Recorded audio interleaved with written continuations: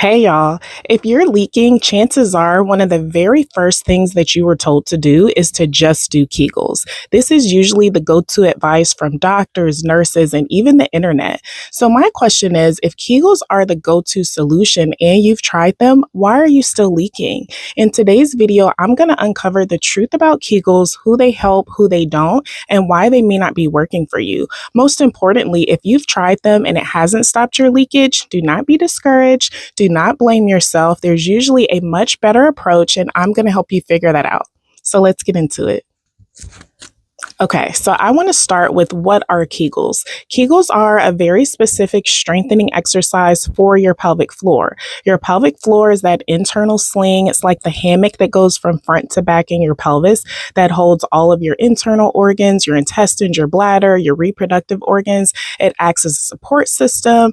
It helps to stabilize your core. It opens and closes so you can pee and poop. It has a sexual function, which helps you appreciate, orgasms. And then there's also a circulatory function that pumps fluid throughout your pelvis and your lower body. So your pelvic floor has a very important function, and Kegels are designed to strengthen that area of your body. So in isolation, are Kegels bad? No, Kegels are not bad. But what's the big deal? So the problem comes in when Kegels are given as like a blanket solution for every pelvic floor problem or for every woman who experiences leakage, because leakage is not always an indication that there's weakness. So if Kegels are designed for strengthening, but weakness isn't your issue, that's where the problem comes in. The other thing about Kegels is that they need to be taught. Like somebody needs to verify that you're doing them correctly. You're engaging the right part of your body. And if those boxes can't be checked, then Kegels really shouldn't be given to you as a blanket strategy for strengthening. So again, Kegels are not bad, but they need to be a part of a program designed for your specific problem.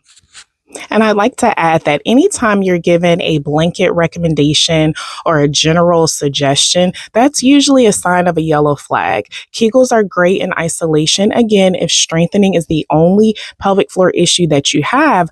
But a lot needs to be taken into consideration when we're designing a program for your pelvic floor.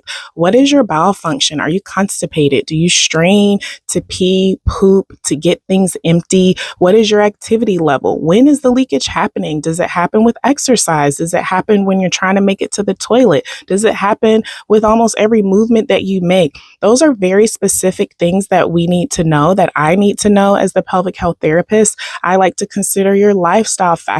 So there's some very specific questions that I ask my clients before we can even get to a customized plan. So if those aren't things that are being asked of you, then no one really can design a program for you without knowing those underlying factors.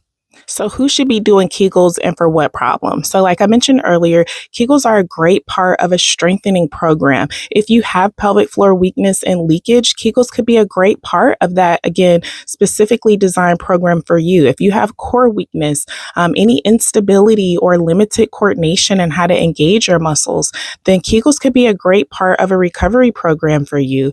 But there still has to be some professional guidance because we need to tease out where the issues are. Where does the limited coordination come in? When are you experiencing problems? All of those factors have to be considered. And I would like to use the example of a marathon runner. If you really wanted to train for a marathon, but you had never run a day in your life, I'm not going to have you run 5 miles on your first day. We may start with just walking a lap around the track because I have to meet you where you are. And so this is where the position matters for Kegels. The technique in which you do them matters for Kegels. This is why breath work is a part of a lot of pelvic health, again, recovery programs, because how you breathe matters. So you can start to see why me just telling you to do Kegels without validating all of those points could be it could be harmful to you, not harmful like you're going to hurt yourself or injure yourself, but it could be harmful to you in a point that it could make your symptoms worse. It could make the leakage worse, and it won't really resolve the issue that you're coming to whoever you've asked about this in the first place. And I want you to consider that there are all types of exercises. There's exercises designed to strengthen muscles. There's exercises designed to lengthen muscles and improve mobility. If you wanted to strengthen your biceps, you wouldn't might go do a hamstring stretch.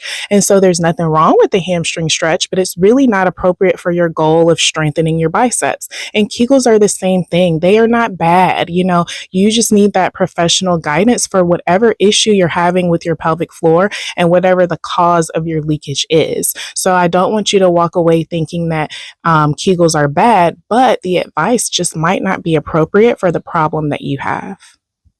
Okay, so who shouldn't be doing Kegels? This is probably the most anticipated answer that you are looking for. So there's a few things that I want you to notice and look out for. If you are doing Kegels and they haven't been verified, you are squeezing your butt, you are holding on for dear life, clenching your teeth, holding your breath, you should not be doing Kegels. You need some guidance as to what position matters for you, what position is most helpful to you to engage the correct muscles. Because I'll tell you, doing all those other additional movements doesn't help your pelvic floor, and it's not going to stop the leakage. Number two, if you have increased pain, if you have vaginal pain, pelvic pain, abdominal pain, if you are having trouble pooping and you feel like you have to strain to empty your bladder or to poop, Kegels are not the best starting point. If you're doing Kegels and you find that your leakage increases, it worsens, or you have pain after, Kegels are not a good starting point. And again, those are things that I work through with my clients one-on-one, but we definitely would not start with Kegels if you're having any of those symptoms or any of those problems. The reason this is so important and why I ask my one-on-one clients so many detailed questions before we get into any exercises is because your pelvic floor does more than just tighten. And so, like I mentioned earlier, there's several different functions of the pelvic floor, and Kegels only are designed to improve function in one area, and that's to strengthen. So again, if strengthening isn't your problem and you have other issues going on in your pelvic health, Kegels are not the starting point that you want to begin with. So I hope this is all starting to come together, and why it's very important for the plan to stop leakage to include how you breathe, your posture, how you sleep at night, how you don't sleep at night, how many times you're waking up to pee at night, as well as how you have a bowel movement and other lifestyle factors like how much water you're drinking or not drinking. And so the plan needs to be customized to include and to identify all of the lifestyle factors that are contributing to the leakage. And if this is starting to make sense for you and you're like, where do I go? Like, where is a guide for this? I highly encourage you to check out my YouTube video, the 5 elements that you need before Kegels will work or before any exercise plan will help you to stop your leakage. It covers all the things that I just mentioned and some of those lifestyle factors that absolutely have to be addressed before Kegels will stop your leakage. All right, that's it. I'm wrapping up today's video. As always, I hope this resonates with you and you're beginning to understand why Kegels may not be working for you and why it hasn't stopped your leakage. And most importantly, why no one should really be giving you just a blanket solution without dialing into some of the other lifestyle factors that we've talked about in today's video. If you want to dig a little deeper and connect with me one-on-one, please click the link on my page. Don't forget to like and subscribe to my channel so that you don't miss any future videos. Thanks again. Bye.